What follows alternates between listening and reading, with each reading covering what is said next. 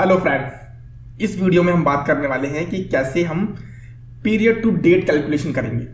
Period to date calculation जो होती है वो काफ़ी यूजफुल होती है और ज़्यादातर हमने सुनते ही हैं। जो QTD, YTD एंड MTD इसी के एग्जाम्पल हैं और ये एक तरह की एग्रीगेट करते हैं, डेट को एग्रीगेट करता है, जैसे हमने लास्ट वीडियो में देखा। ओके, तो समझते हैं इसे। तो चलते हैं अपनी स्क्रीन पर और यहां पर आप देख सकते हैं हमने एक डेटा मॉडल कनेक्ट किया हुआ है। बिल्कुल सिंपल सा डेटा मॉडल है जिसमें एक डेट टेबल है जो कि कनेक्टेड है हमारे डेटा से,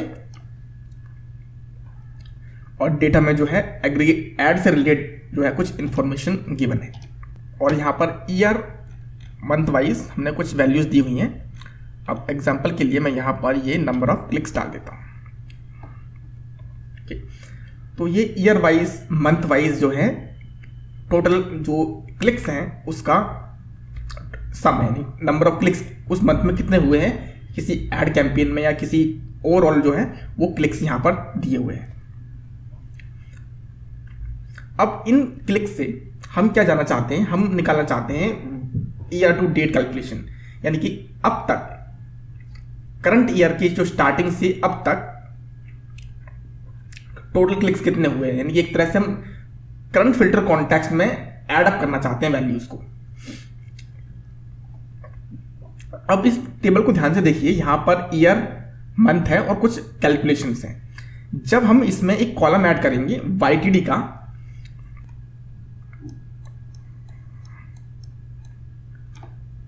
ठीक है, अब यहां पर एक YTD कैलकुलेशन करेंगे तो अब देखेंगे कि अगर ईयर, तो यहां पर कुछ डेट्स आएंगी कैलकुलेट में, यानी कि कुछ डेट्स जो है वो एक्सटेंड की जाएंगी, एग्रीगेट की जाएंगी करंट फिल्टर कॉन्टेक्स्ट में। अगर आप अगस्त में, यानी अगर आप इस सेल में अगर आप कैलकुलेट करना चाहते हैं YTD की वैल्यू, तो YTD के लिए जो डेट्स होंगी वो कौन सी होने वाली हैं, तो वो होने वाली हैं 2016 की स्टार्टिंग से लेकर के अब तक की वैल्यू। यहां पर जैन की 1 जनवरी और फरवरी की वैल्यू यहां पर नहीं है, अदरवाइज वो वैल्यू इसमें इंक्लूड की जाती है। और अगस्त है तो अगस्त की आखिरी डेट तक जो है वो वैल्यू देखी जाएंगी। अगर इसमें डेट भी होती तो उस पर्टिकुलर डेट तक की वैल्यू उसमें कंसिडर की जाती, आगे की वैल्यू कंसिडर नहीं की जाती। हम यहां पर फिल्टर कॉन्टेक्स्ट की बात कर रहे हैं कि एग्जैक्ट जो है डेट कॉलम पर जो करंट जो फिल्टर कॉन्टेक्स्ट की वैल्यू है वहां तक वो लास्ट डेट लेगा। देखिए हमारे पास वैल्यू तो आप देखेंगे हमारे पास डेटा मॉडल में 2023 तक की वैल्यूज हैं, लेकिन अगर हम कैलकुलेट करेंगे 2016 के लिए यहां पर, तो इस जगह हम वैल्यू देखेंगे तो वो वैल्यू उस करंट फिल्टर कॉन्टेक्स्ट तक ही आने वाली है। अब देखते हैं कैसे क्रिएट करते हैं।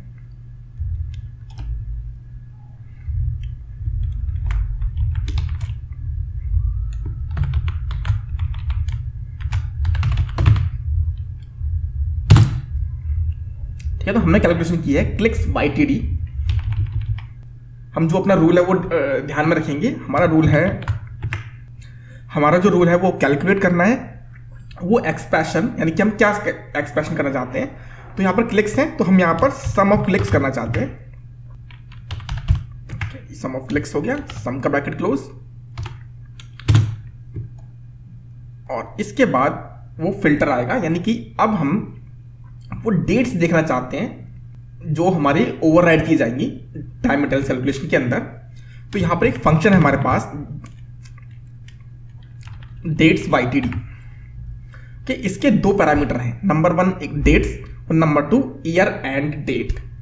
डेट्स में हम वो डेट डालने वाले हैं जो एग्जैक्ट हमने रिलेशनशिप बनाया है या फिर मार्क किया है ऐसे डेट टेबल। तो डेट टेबल की डेट हम यहां पर सिलेक्ट करेंगे और यहां पर ईयर एंड डेट डालनी है। अब ईयर एंड डेट मतलब हम कैलकुलेशन कहां तक रखना चाहते हैं, यानी कि हमारा जो मंथ का जो हमारे ईयर का एंडिंग है, यानी क्लोजिंग टाइम क्या है। अगर आप इसको स्किप कर देंगे तो ऑलरेडी जो है वो दिसंबर आ जाता है, लेकिन आप स्किप नहीं करते हैं तो हम वैल्यू डाल सकते हैं। जैसे हम मार्च डाल दें तो हम कुछ इस तरह से लिखेंगे 31 मार्च और इसे ओके करेंगे। अब क्लिक्स वाईटीडी यहाँ ड्रैग करते हैं, आप देखेंगे मार्च से स्टार्ट हो रहा है, ये दिसंबर तक जा रहा है, देखो अभी भी बढ़ रहा है यहाँ पर, और अब अप्रैल से फिर से स्टार्ट हो गया है। अगर आप अप्रैल की वैल्यू देखेंगे ध्यान से, अगर आप अप्रैल की वैल्यू देखेंगे तो ये अप्रैल से स्टार्ट हो रहा है। अप्रैल में सेम अप्रैल की वैल्यू आ रही है, लेकिन मई में अप्रैल और मई की वैल्यू आ रही है, जून में अप्रैल मई जून की वैल्यू, इस तरीके से ये वैल्यू जो है सम होती जा रही है। अगर हम इस वैल्यू को यहां पर इस पार्ट को स्किप कर देंगे और फिर ओके करेंगे, तो आप देखेंगे कि जनवरी से स्टार्ट हो रही है और दिसंबर पर ये एंड हो रही है। अगले ईयर वो दोबारा से जनवरी से स्टार्ट हो रही है, राइट। तो वो एक डिफॉल्ट है जहां पर हम डाल सकते हैं। सेम इसी तरीके से हम क्लिक्स वाईटीडी कैलकुलेशन की है, हम एमटीडी की कैलकुलेशन भी कर सकते हैं। एक और मेजर क्रिएट करते हैं, क्लिक्स एमटीडी,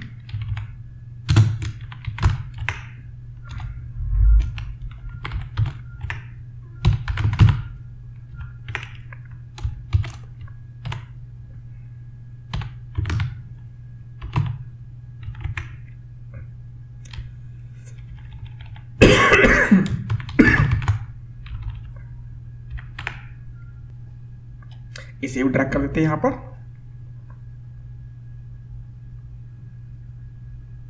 सॉरी, मैंने गलत कैलकुलेशन कर ली है।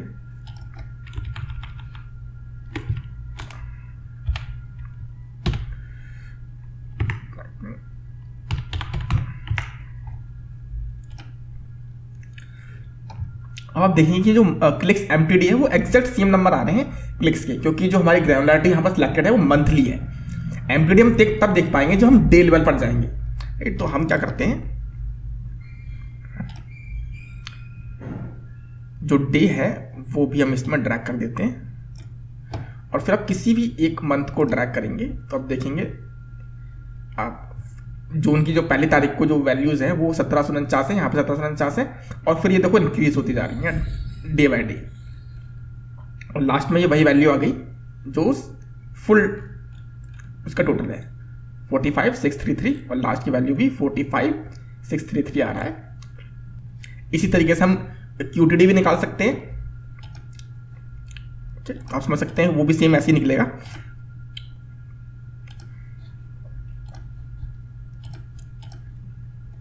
ठीक है, तो ये हमारी वाईटीडी एमटीडी हो गया। लेकिन अगर हमें इसको प्रीवियस वाईटीडी निकालनी हो तो हम वो कैसे निकाल सकते हैं? जैसे हमने यहाँ पर वाईटीडी निकाला है, हमने यहाँ पर एमटीडी भी निकाला है, लेकिन हम चाहते हैं कि हम प्रीवियस ईयर की जो वाईटीडी है वो कैसे निकालेंगे, राइट। तो उसे हम निकालते हैं, इसको डे को गैटेड कर देते हैं। अब हमें प्रीवियस ईयर की वाईटीडी निकालनी है, तो हम इसके लिए न्यू मेजर क्रिएट कर रहे हैं।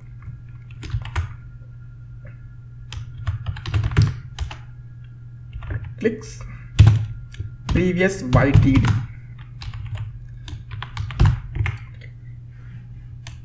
हमने यहां पर सम किया, डेटा क्लिक्स को ब्रैकेट क्लोज, ये हम कैलकुलेट करना चाहते हैं। और फिल्टर में सबसे पहले अगर हम डेट्स वाईटीडी लिखें, और देखिए अभी क्लिक्स वाईटीडी और प्रीवियस वाईटीडी की जो वैल्यूज हैं वो दोनों सेम आ रही हैं, क्योंकि हमने सेम फंक्शन ही लगाया है। अब कैलकुलेशन सेम ही होनी है, लेकिन हम जो हमारा फिल्टर पैरामीटर है डेट्स वाईटीडी का, उसको हम शिफ्ट करने वाले हैं, राइट। क्योंकि ये एग्रीगेट तो कर रहे हैं यहाँ पर, अब तो एग्रीगेट का फंक्शन अवेलेबल है यहाँ पर कि हमने डेट्स को एग्रीगेट कर लिया है। करंट फिल्टर कॉन्टेक्स्ट से सबसे पहले एग्रीगेट किया है ईयर, फर्स्ट ईयर, उसका जो भी ईयर है उस ईयर की फर्स्ट डेट से लेकर के अब तक की वैल्यू जो है उसमें एडअप कर दी गई है। अब इस एडअप की वैल्यू को हमें शिफ्ट करना है एक साल पहले, राइट। तो उसके लिए एक फंक्शन है हमारे पास, सेम पीरियड लास्ट ईयर, और उसको हम रैप कर देंगे डेट्स वाईटीडी के लिए। तो सेम पीरियड लास्ट ईयर को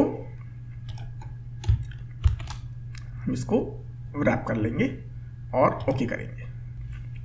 अब 2000, क्योंकि यहां पर प्रीवियस वाईटीडी नहीं आ रहा है क्योंकि इससे पहले हमारे पास डेटा नहीं है, तो 2017 में जैन और फेब में भी कोई डेटा नहीं है, तो वहां भी प्रीवियस की वैल्यू यहाँ पर नहीं आ रही है, क्योंकि देखिए मार्च से स्टार्ट हो रहा है ये। अब मार्च में जो वैल्यू है, अब ये जो YTD की, वो तो करंट वाली आ रही है, लेकिन जो प्रीवियस ईयर में आप देखेंगे YTD की वैल्यू क्या है, वो है 3393, जो करंट ईयर में प्रीवियस वाले कैलकुलेशन के लिए आ रही है। सेम इसी तरीके से 2018 में जो मार्च की करंट वैल्यू है 136,600, लेकिन पिछले साल में क्या है, पिछले साल में है 135,591। तो इस साल के लिए प्रीवियस में वैल्यू जो आ रही है 135,551 आ रही है, यानी कि अब ये प्रीवियस और करंट दोनों ही कैलकुलेशन आ रही है। अगर आप मान लीजिए हम प्रीवियस के साथ ग्रोथ निकालना चाहते हैं इसका, तो हम ग्रोथ का कैलकुलेशन कर लेते हैं, क्योंकि हमारे पास दोनों चीजें हैं, तो हम इन्हें कंपेयर भी कर पाते हैं। यानी कि हम अब तीसरे एस्पेक्ट पर जा रहे हैं जिसमें हम कंपेयर करेंगे। देखिए, तो कंपेयर के लिए हम एक और मेजर बना लेते हैं, क्लिक्स YTD ग्रोथ परसेंटेज। तो हम डिवाइड कर लेंगे। देखिए, ग्रोथ निकालने का बिल्कुल सिंपल तरीका होता है, या तो हम एक तरीके से दोनों का पहले डिफरेंस निकालें कि कितना प्लस हो रहा है या कितना माइनस हो रहा है, और उसको हम डिवाइड कर दें बेस से, यानी प्रीवियस वाली वैल्यू से, तो हमारी कैलकुलेशन निकल जाती है कि कितना परसेंट जो है वो ग्रोथ है या डिग्रोथ है। एक और सिंपल तरीका है कि हम सिंपल डिवाइड कर दें करंट को प्रीवियस से। तो करंट क्या है,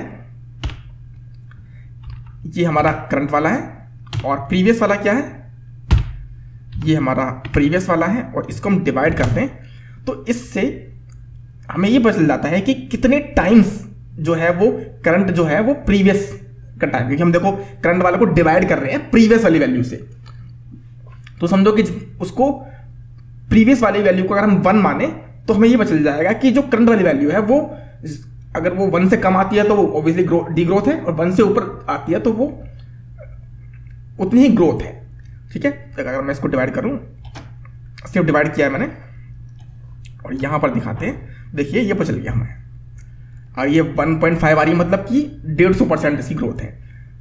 1 तो रहेगी, क्योंकि 1 का मतलब ये है कि वो उतनी ही सेम टू सेम वैल्यू है, क्योंकि देखो जब हम डिवाइड कैलकुलेशन करते हैं तो न्यूमरेटर और डिनोमिनेटर अगर सेम होगा तो ऑब्वियसली वो सेम पार्ट कट जाएंगे, तो आंसर 1/1 आएगा, यानी कि 1/1 भी 1 हो जाता है। यानी 1 तो उसमें बेस वैल्यू है, 1 से कम है तो मतलब डिग्रोथ है, 1 से ऊपर है तो ग्रोथ है। हम नहीं चाहते 1 आए, तो सिंपल हम एक -1 कर लेते हैं इसके अंदर, तो हमें सीधे परसेंटेज मिल जाती है कि ग्रोथ है या डिग्रोथ है। ये ज्यादातर हम फॉर्मूला यूज करते हैं, करंट को हम डिवाइड करते हैं प्रीवियस से और माइनस कर देते हैं 1। तो आप समझ गए होंगे कैसे ग्रोथ निकलेगी, और अब कन्वर्ट कर देते हैं इसे परसेंटेज में। 2018 की वैल्यूज में हम इजीली देख पा रहे हैं। तो ये ईयर ओवर ईयर को जो है YTD की जो है ग्रोथ है, YTD की ग्रोथ यहाँ पर माइनस में रही है, फरवरी आते आते भी माइनस में है, फिर मार्च से यहाँ पर उठने शुरू हुई है कंपेयर में, पिछले कंपेयर में, तो यहाँ पर हमने इसको ग्रोथ कर ली है। ओके, तो ये थी हमारी YTD की कैलकुलेशन, या फिर हम कह सकते हैं कि period to date calculation. YTD, MTD और QTD तीनों ही तरह के जो कैलकुलेशन है वो भी पीरियड टू डेट्स आती हैं, यानी कोई पीरियड चल रहा है उस पीरियड से लेकर के अब तक की जो वैल्यूज है, और इसको हम एक तरह से एग्रीगेशन कहते हैं। ये एग्रीगेशन है एक तरह से ये डेट्स में। तो होपफुली आपको ये वीडियो पसंद आई होगी। अगर आपको पसंद आई है तो प्लीज़ लाइक कीजिएगा, कमेंट छोड़िएगा। अगर आपको कोई डाउट रहता है या कोई सजेशन है आप दे सकते हैं।